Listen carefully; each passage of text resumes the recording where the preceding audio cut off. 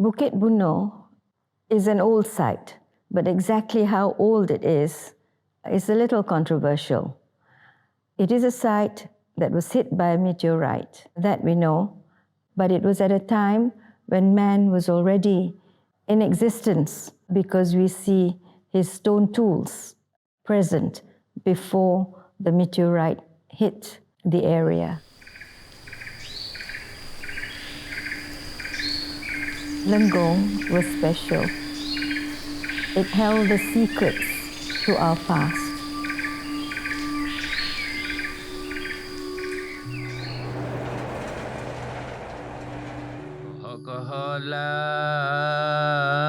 Haga-haga dulu kita orang Lenggong saduk malu-malu. Gunung Kepala Gajah banyak paku aji. Jaga bila kerabat geli tapak kaki.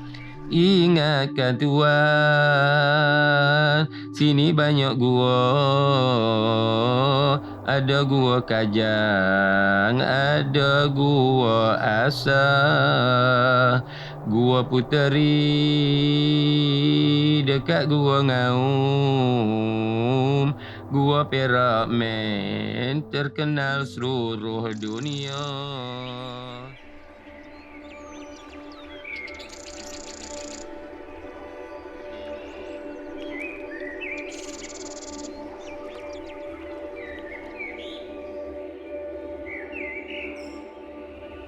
Before Lenggong, I worked at Dunia in Sarawak. It was an old site, a Paleolithic site, and a very special site. I thought to myself, if Borneo has such a site, I'm sure Semenanjung Malaysia, which links mainland Southeast Asia to insular Southeast Asia, must have been an important route for early man. So that set me thinking that I should look for a site that is as old, if not older, than Dunia, so that we can see the link between mainland Southeast Asia and the rest of island Southeast Asia. So I searched the literature and found that the earliest evidence of stone tools was in a site known as Kota Tampan in Lenggong. But this site was a controversial site. Some archaeologists said that these stone tools are not man-made, they're just broken pebbles. Therefore, the site is not an archaeological site. To solve this controversy, I went to British Museum and Raffles Museum, where these artifacts were stored. It was very encouraging for me to find that some of the stones were man-made. So this meant that Kota Tampan is potentially a site, an archaeological site that held evidence of our early population.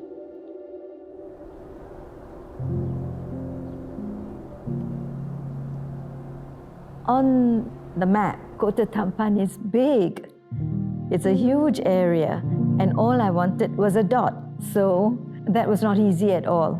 So I worked together with a geologist, the late Professor H.D. Chia, to identify, to map the area so that we will look at places that I think would have potential.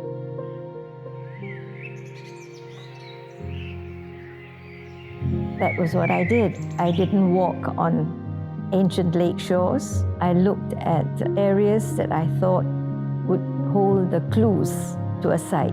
And lo and behold, we did find one. So that's the beginning of the journey into Lenggong Valley. From Kota Tampan, then we expanded onto other places. The landscape was beautiful. Lots of little lakes, big lakes, and in the mornings and evenings, it's cool. It's not like you are in any other kampung in Malaysia. It's beautiful. It's like you are in a foreign land. Very scenic, the hills, the valleys, the lakes. It was really lovely. The people, at first, very puzzled at who I was. This lady with about 10 men following her and with a pouch holding lots of cash, going to buy nails, fencing material, atap. So they asked me, kerja mana? Kerja dekat itu ladang teh. We had fun. The places where we ate, those people there were special, they treated us very well, probably gave us a bit bigger helpings than they would normally. Very kind, very nice people, very warm people. They'd invite us to weddings in the area, or they'd invite us to their house for a meal. As we passed by their house, and if the fruits are in season, they would tell us, ambil aja lah rambutan tu. It was very homey kind of atmosphere. Later on, I learned the heritage foods, and their food is different from other places in Malaysia. They use a lot of natural plants in the forests. So that inspired me to record a recipe book on special Lenggong heritage foods. Ke titik Bali, ayam berjoget berjambu merah. Pucuk kemayung kemudi patah, tikam Cik Harun Cik Ali rebah. Kebebek ni sebenarnya tak ada tempat lain. Kalau belah Kelantan, dia panggil colek. Keedah dia lebih kurang nak sama. Cuma kebebek ratani di Lenggong ni, lu Perak lah khususnya, dia buat daripada bahan-bahan dia tu pelik-pelik sikit lah. Putik naka, jambu putih banyak, jatuh pisang, buah cermai. Ni utamanya cermai. Kalau ada cermai baru jadi kebebek.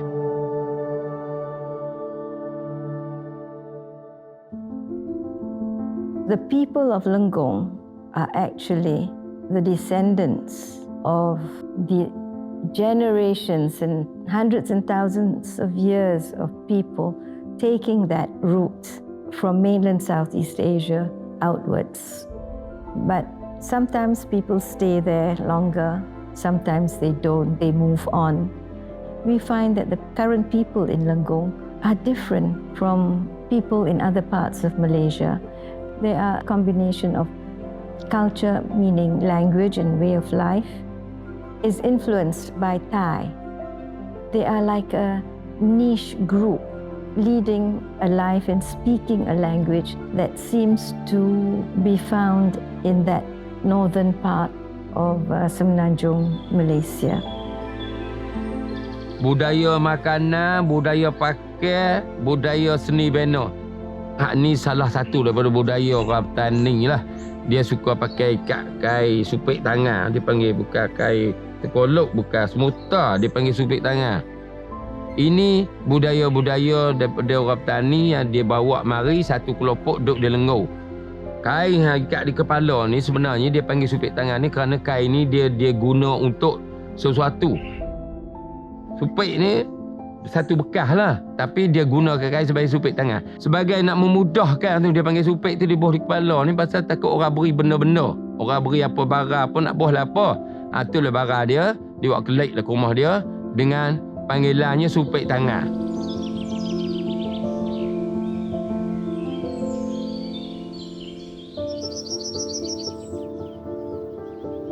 We explored many caves in Lenggong.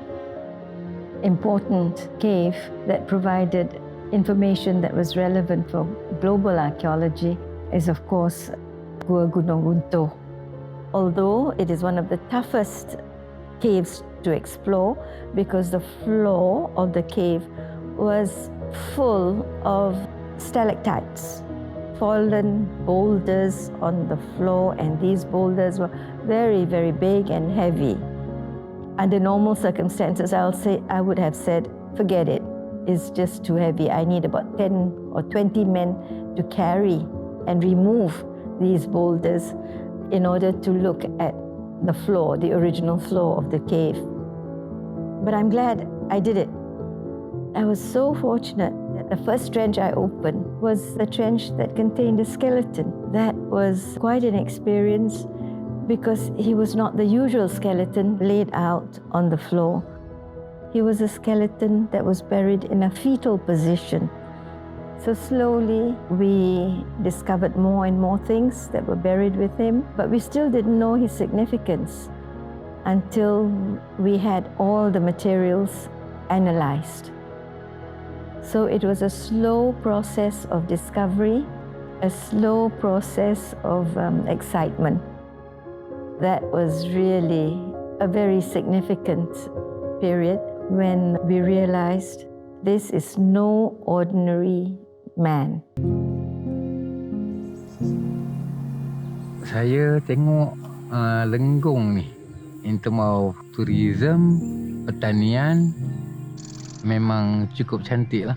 Tapi tourism tu kena ada orang yang betul lah yang guide. Banyak tempat-tempat menarik. Sebab saya hampir 13-14 tahun di Langkawi. Saya boleh faham dah. Tak semua orang tengok laut, nak hotel cantik-cantik. Dia nak suasana tu. So tengok dekat Lenggong ni banyak tempat. Lenggong banyak lah sih. Tapi kena dengan cara yang betul lah. Kalau nak kira tempat-tempat yang cantik, memang Lenggong cukup banyak. Sebagai anak Lenggong, of course saya nak Lenggong ni jadi sebagai pusat pelancongan. Mungkin taraf dengan Langkawi ke apa, cuma suasana dia lain lah. Dan saya yakin Lenggong boleh, sebab Lenggong punya banyak sejarah, arkeologi, itu semua ada kat Lenggong. If you look at time in terms of human existence in the world, and you look at it vertically, it is a very thick, deep prehistory that we have. That means before written evidence. That can go as far back as 2 million years ago. So Lenggong fills up this big question mark for us. Not just for us, but for the rest of the world as well. Most important valley that helps us understand and fill up on what happened in the country through this time range. So that's how important Lenggong is. Other countries vie for a UNESCO World Heritage inscription because they see economic value in it. Unfortunately, we don't. And I think we've lost out a lot by not doing so. And in not doing so, we're depriving the people of Lenggong of economic activities that they could be involved in that would help raise their income level. Saya sekarang ni tengah cuba buat batik workshop lah. So sekarang dengan tempat yang ada sekarang, insyaAllah saya akan buat lah. Dengan suasana dia apa semua, nak hidupkan balik benda tu. Sebab benda ni kalau budak-budak minat, dia adalah satu mata pencarian juga. Sebab saya di Langkawi dulu satu hari paling kurang 20 orang lah turis yang akan datang buat apa semua. Budak-budak tak ada yang berminat benda-benda macam tu. Sebab mungkin dia berkait dengan tradisional punya ni, nampak ni sangat, tak tahulah. Tapi turis memang suka benda-benda macam tu. Sejarah, warisan dan budaya, something yang kita kena kekalkan. Kita punya warisan, batik, songket, kebaya, apa semua tu. Of course benda-benda ni kena pelihara. Kalau kita tak kekalkan, siapa budak-budak akan datang, siapa yang akan tahu benda tu?